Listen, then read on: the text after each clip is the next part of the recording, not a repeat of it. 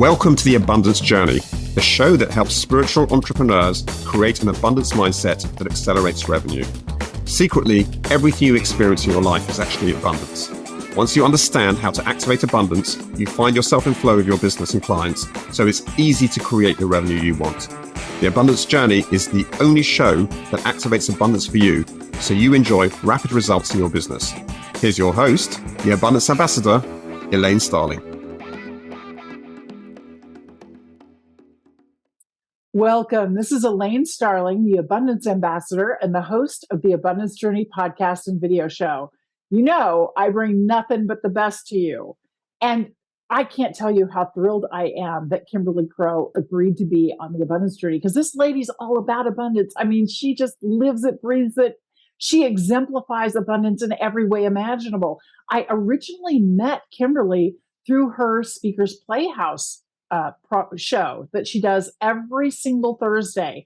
And it's an absolute must do if you're a speaker or if you have a podcast and you need guests on your podcast. So yeah, sign me up. Kimberly is amazing, but I want you to meet Kimberly. Kimberly, I'm so glad you're here. Elaine, thanks so much for having me. I appreciate being here with you and your listeners. This is going to be an amazing interview. I love your energy. I love your style. Well, Kimberly, back at you. You know, like calls to like, right? And one of the things I always like to ask, because no two people describe abundance exactly the same way. How would you define abundance, especially given the kind of work that you do around speakers and podcasters and helping them get out there in a big way? Regarding speakers and podcasters, I think really abundance is, are you having the contribution to the world that you would like to have before you leave this planet? And if you're not, there's nothing wrong with that. It's just a matter of deciding that you want to have more of a contribution or get out there a little bit more and have an opportunity to speak. And when you speak to one to many, it can increase the abundance of your gift to the world in a big way. But I actually have a really good story about abundance. And I wanted to share that, if that's okay. Please do. So when I was a child, I used to, I would go into Baskin Robbins, 31 flavors, and I loved the options, right? Like I loved the choices. I loved how are we ever going to choose which kind of ice cream that we can have, right? And I always wanted to choose the one with the longest name, you know, like the Rudy Tooty Fresh and Fruity with chips and blah, blah, blah, you know, like that was the one I wanted, right? And then later in life, it was like, which choice of, you know, electives do you want in school, and what were all the different choices that you can make? And I used to say, I just love options. I love having options. I love having options, right? Whether it's ice cream flavors or electives or, you know, whatever shoes you love, you know, just looking at the shoe store and being like, look at all these options. And one day I was doing my meditation and connecting with, you know, the world and the universe and everything. And all of a sudden I got a really loud download that the reason you love options so much is because options are abundance in the now. Options are abundance in the now. And I was like, oh, and I got chills everywhere. And I was like, yes, that's it. It's because when you have options, you have all the things right now. And it's just so fantastic. And I was like, that's what I love. I love options, and I've loved them ever since I was a little kid. That is so powerful. That is so powerful. And part of what I love about that, I did my TED Talk, Abundance is a Choice. And I talk about intention, how you want to feel. Mm-hmm. And you can either feel the need to be right all the time and have everybody agree with you, or you can be receptive. And I liken receptive to having somebody deal you lots and lots and lots of cards, and you're playing cards, but you don't know what the game is yet. Well, the more cards you have, the more different options you have to make different hands, right? So there's more ways to win. Yep. Yeah, I totally love that. That's great. You and I would get our TED Talks would meld so beautifully, because I actually talked about confirmation bias, which is the more you believe something, the more you only believe that, and you have to be right. And then as new information comes in, if you're stuck in confirmation bias, you discard information that doesn't agree with what you already think is true, and you'll ignore it. And it actually got picked up as a TED Talk because because at that time in the political environment, even though I wasn't being political with it, they were talking about fake news, which is confirmation bias on steroids, right? Yeah. It's just like, and no matter what side you're on politically, if you're not going to allow in the possibility that somebody else might be right, confirmation bias has got you in its grip. So our TED Talks would align beautifully together. They do. Same way we do. Yes. That's awesome. Well, Kimberly, obviously you're super passionate about people getting out there and speaking and sharing their gifts, sharing their message. Why are you so passionate about that? Well, I believe that if you go out right now and you Google inspirational public speakers or international inspirational public speakers, you're going to get a bunch of white guys and about 3 other people. And this is not a race or sexist thing at all. It's just that I believe that the other people also have really cool stuff to say and really good inspirational messages to give. And so it's my passion is encouraging women and people of color to put their loafer or high heel on that stage, to grab the mic and share their message with the world, because I don't care who you are and what your background is, you have a message that's going to inspire another human on this earth. And I want to see you share that message with the world. We actually just did Voices of Color, and we've done Voices of Women, where we have people of color come and share their messages with the world. And some of them are just so breathtaking that they give you chills, and it's completely inspiring. And their words of wisdom are words that everybody needs to hear. It's not just like, well, let's let these people talk to these people or these people talk to these people.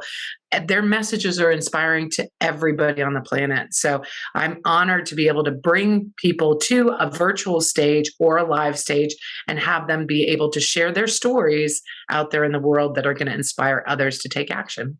I so appreciate you doing that, Kimberly. But there's one thing that I think a lot of people struggle with, and it's something internal that tends to hold them back from stepping up and sharing their voice and sharing their experience. What's that one thing that we need to shift inside ourselves to be willing to truly show up as ourselves? Well, I think Brene Brown said it best, that who do you think you are is one of the worst things we can say to ourselves. And I think that's it. I think that's the one thing that holds us back. Like, who do you think you are to be talking about this particular subject? We don't feel like the expert in any particular subject because we don't know everything about everything. Well, guess what? We're human, and nobody expects us to know everything about everything.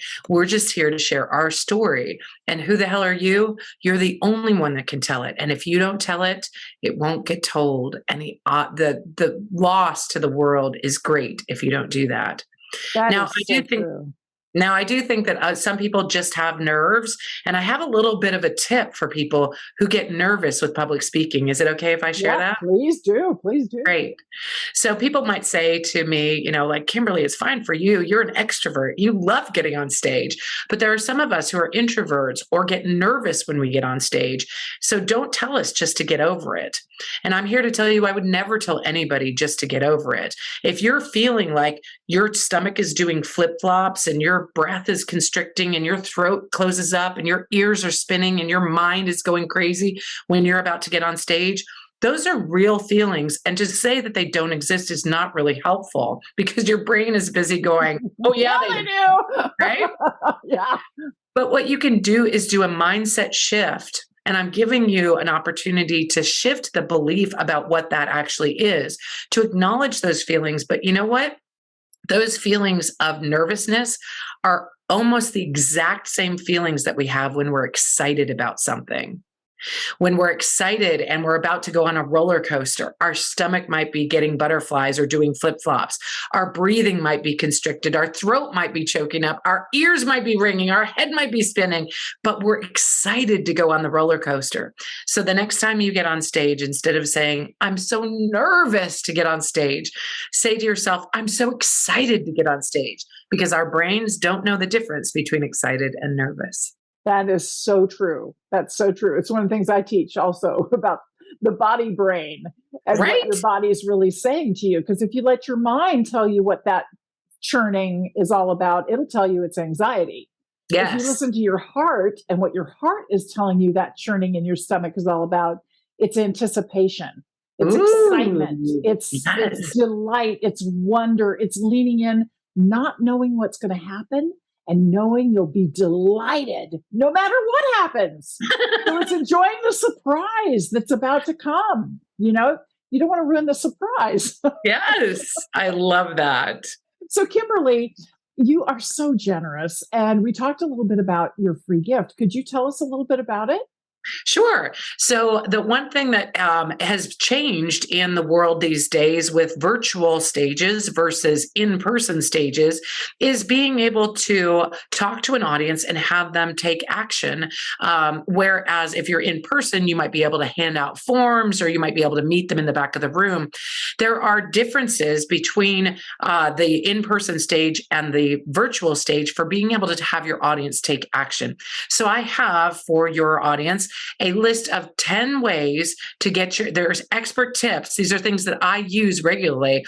10 expert tips for speakers to get their audience to take action from a virtual stage. Oh, fabulous. And of course, I will have the link in the show notes. Thank you so much, Kimberly. Now, we always turn the table on our guests because here at the Abundance Journey, we know that when we give is when we receive the most. So what can we do to serve you? Well, I would say if you know somebody to your left or your right that is not confident and comfortable in taking the stage, have a conversation with them. Ask them about their journey and where they've come from and what they're doing next and what their goals are. And then encourage them that that is a story that other people could benefit from. Because when we support other people and lift them up and tell them that their story is worth telling, the chances that it will actually get told out there in the world increase dramatically. So give somebody else the confidence that what they have to say matters. That's awesome. And I'm also going to make sure that there's a link to Speakers Playhouse in the show notes, because if you're at all interested in speaking or being on podcasts, this is a place you really need to be, because there's a good, 100 different speakers that show up there and people with platforms. Yep. It's madhouse. It's a mad speed dating for speakers and podcasters. And it's fun. It is so fun. Crazy. Well, we say that it's Mr. Toad's Wild Ride or not your parents' networking event, or we also say that it's a little bit like Whose Line Is It Anyway meets speed dating for podcasters. It's a lot of fun and gamified and the best 90 minutes of your week. Absolutely. This is fabulous. Thank you so much, Kimberly. Everybody else, stay tuned. We're about to activate abundance.